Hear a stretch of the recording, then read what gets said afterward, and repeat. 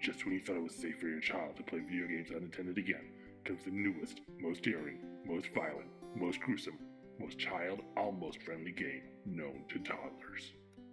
Mortal Sesame Street Kombat! That's right! You can choose from any of your beloved childhood memory characters to battle one-on-one for the most dangerous street to exist.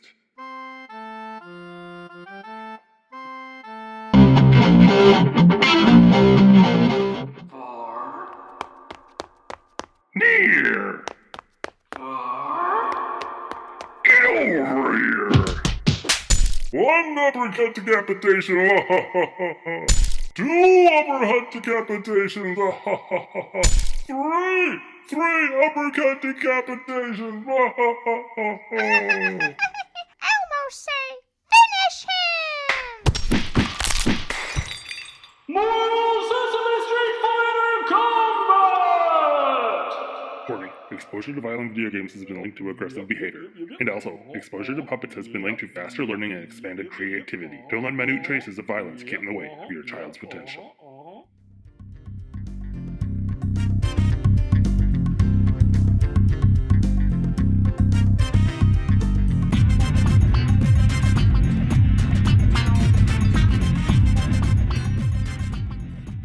Hello, everybody, and welcome to another exciting episode of the Above Average Joe Show.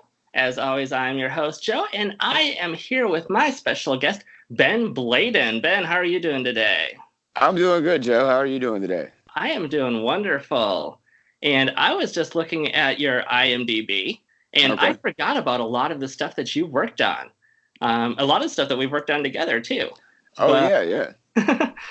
Some of the big names: Constantine, Atlanta Zombie Apocalypse, Walking Dead, Frankenstein Created Bikers, Dark Wastelands, Goosebumps 2, The Haunted Halloween, Hypersensitive Hitman, Your Pretty Face is Going to Hell. You've got some Yes. stuff coming up: Jacob's Ladder, Florida Girls. You've been a busy man. Yeah. I mean, I'm still just getting started, but the stuff I've done, I've been fortunate to do some really cool stuff so far. So. And one of the things that I wanted to talk to you about specifically, because we worked on it together, you've been an actor and background actor on Your Pretty Face. I think you started out as background and worked your way up to principal, didn't you? Yeah, that's right. I started out as background, and then I spent one entire block. You know, they break the season up into two blocks, as you know. Yeah. And I spent one entire block doing background, and then the day after we wrapped the background, they emailed me and said, "Hey, you want to come in for one more day? We got a line for you." And so, so I said, "Okay." Absolutely, I do. Yeah, right. And so I said, "Okay," and went in. We did the scene. They loved it, and then after that, they started putting me on, a little bit more as the principal actor. And then this last season, I think I only did one day as background, and the rest of the days I was hired as a principal. I remember that they kept sending us a list of who they needed each day as principal, so we could not book them as background. Right. So your list, you were on the list almost every single day from what I remember. I think there were a couple days that they didn't use any background, or any demons at least. So you went on those days, but right. For the most part, you got a lot of work out of that. Right, yeah. So I'm pretty much, you can just go ahead and at this point say I'm a recurring character on the show. Oh, definitely. Which I'm very, fortunate to be and very excited about. And it's on right now. So, I mean, not right now, but it's airing currently, the new season. So. What is it like sitting in that makeup chair? Because it looks like it's a fairly long process to get your horns on, to get painted in red, and to make sure that your clothes are still clean and not covered in red paint. Yeah, I mean, compared to other things I've done, Pretty Face is pretty painless. I mean, it's like we get in the wardrobe and then we get into the makeup chair, and they basically put paper towels around the areas of the clothes that they think we might get makeup on. First, we get our horns on, which, we got the one guy, the Chris Brown, actually does the horns. He glues them to our head using whatever they use. Spirit gum. Yeah, and then, and then we put them, but one guy puts on all the red. Then Shane Martin, the guy who puts on the red is usually the Kyle Yakelin, or I think V does that sometimes. And then Shane Martin usually does the black and the detail work. And I think the whole process takes about an hour. Oh, that's not too bad. Yeah. And that's letting everything dry and stuff. So it's not necessarily an hour straight of pure makeup. It's, hey, let's put the horns on. We have to wait for them to stick. Now we'll paint you. Wait for that to dry. Throw on some black on top of that for accents. And wait for that to dry. Right. And plus, it's like, other stuff I've done, you just sit down in a chair with one makeup artist. But like on Pretty Face, they're pretty much doing all of us at the same time. Like an assembly line. Yeah.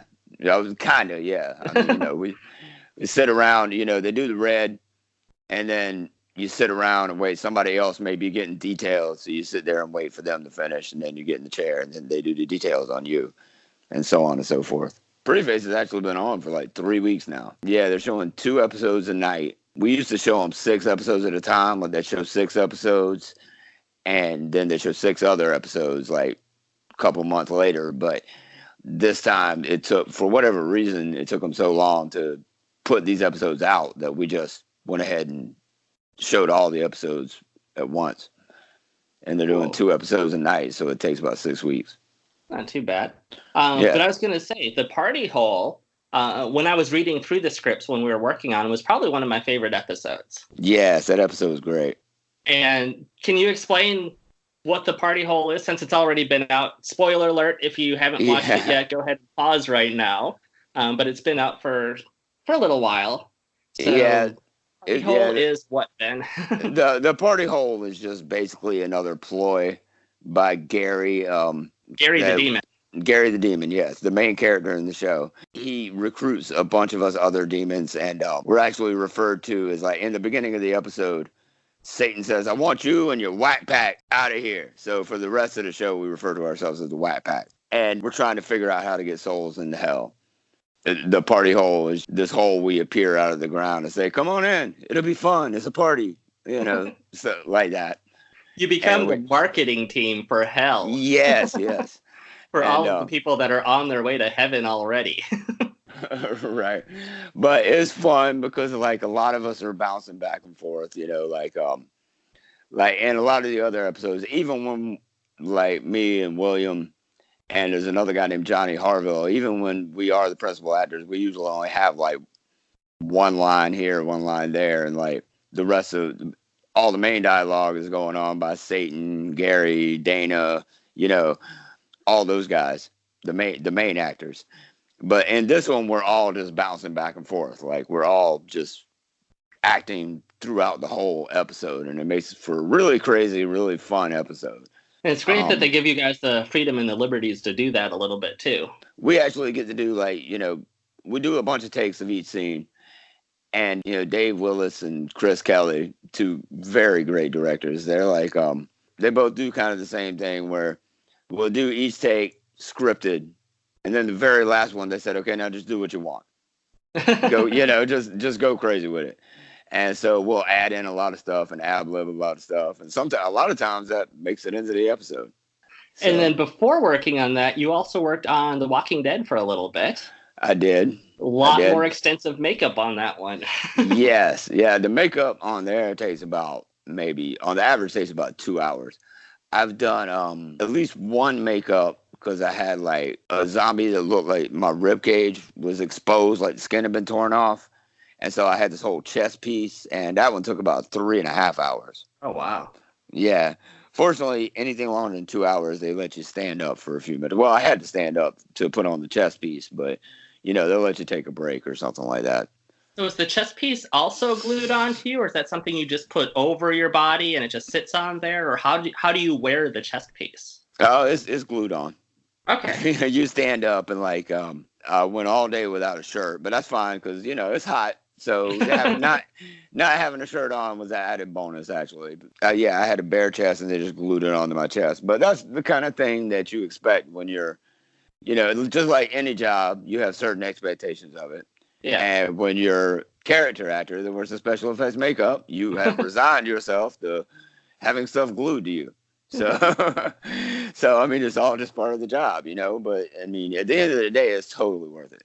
And how painful is it to take that stuff off? I mean, are you ripping out chest hairs as you're peeling that off? No, not if the makeup artist knows what they're doing, no. Which every makeup artist I've worked with knows what they're doing. I've rarely ever worked with a makeup artist that has actually hurt me. And if it ever has, even if I start to wince a little bit, they'll like stop. And they take a brush with glue and they just take it off a little bit at a time. And it's a little bit of a tedious process, but I mean, it doesn't. But that's just what you got to do to make sure everything's safe. And it comes off a lot faster than it went on. Yeah, the general rule, it takes about half the time to get it off as it does to put it on. So if it took about 2 hours to get it off, it's going to take about an hour to put it on. But again, that's what you signed up for.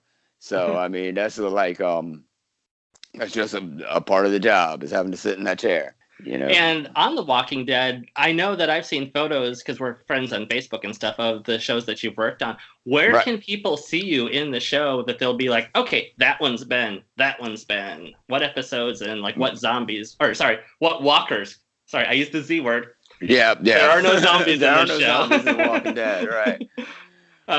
Which walkers were you? Okay, let's see. It's a whole bunch of them.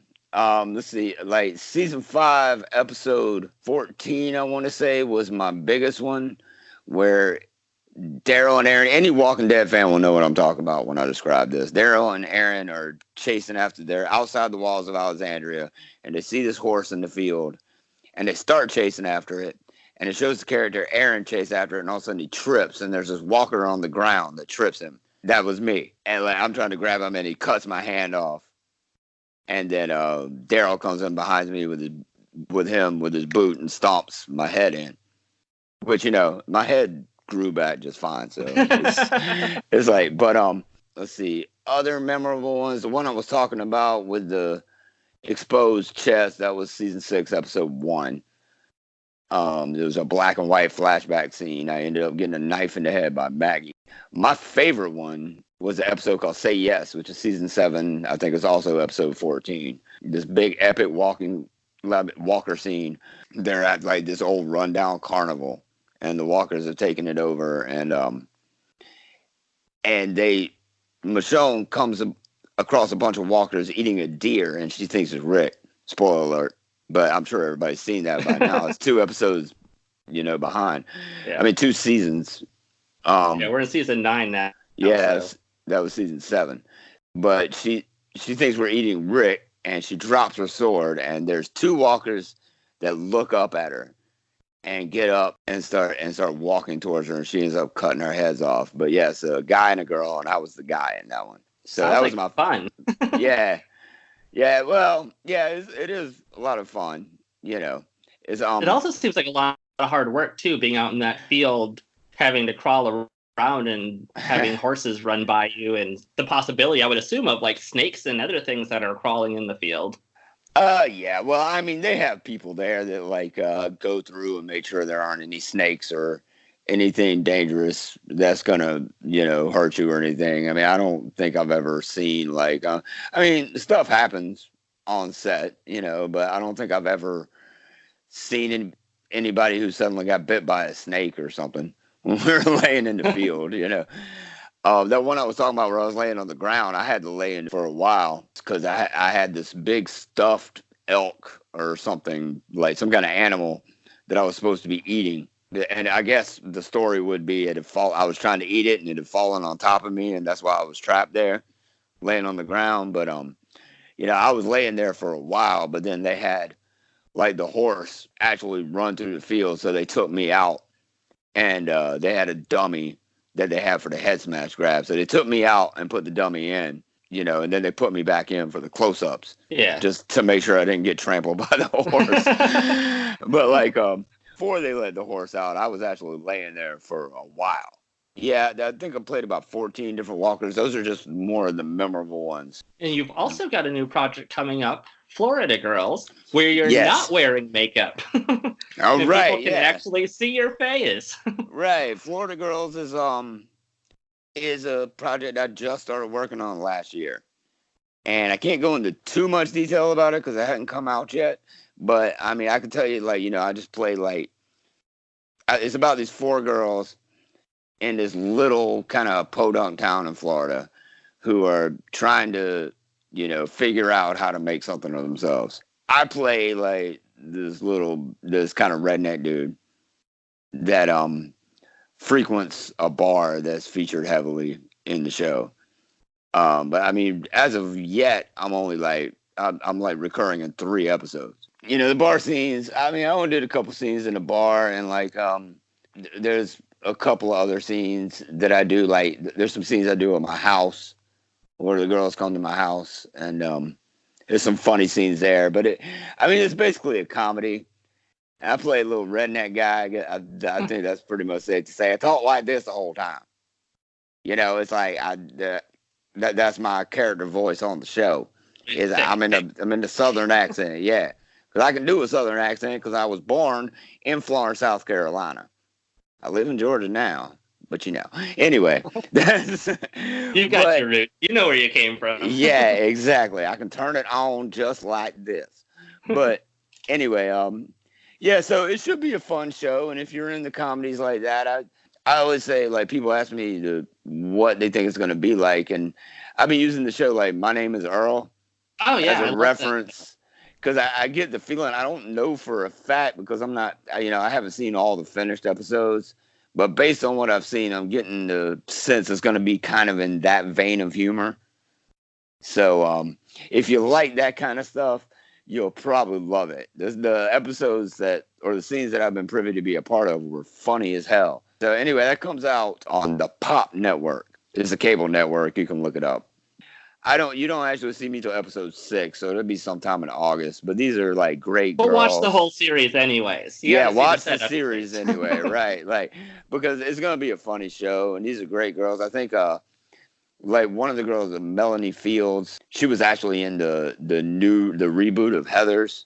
It's got some pretty, these girls are like great actresses, and I love them to death.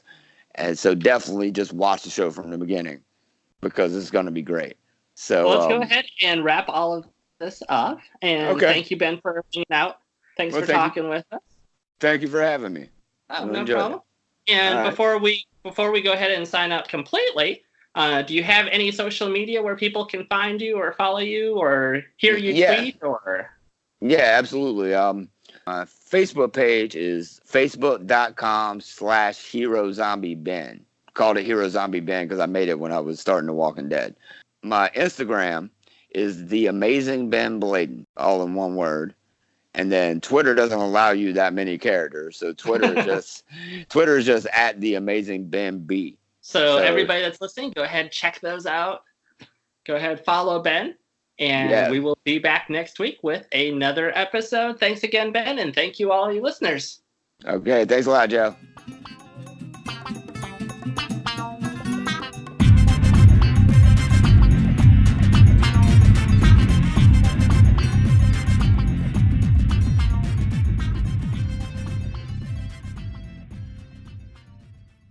Thank you again to our special guest, Ben Bladon. Special shout-out thanks to Julie Kitsulie for providing the voice of Elmo in the commercial before the show.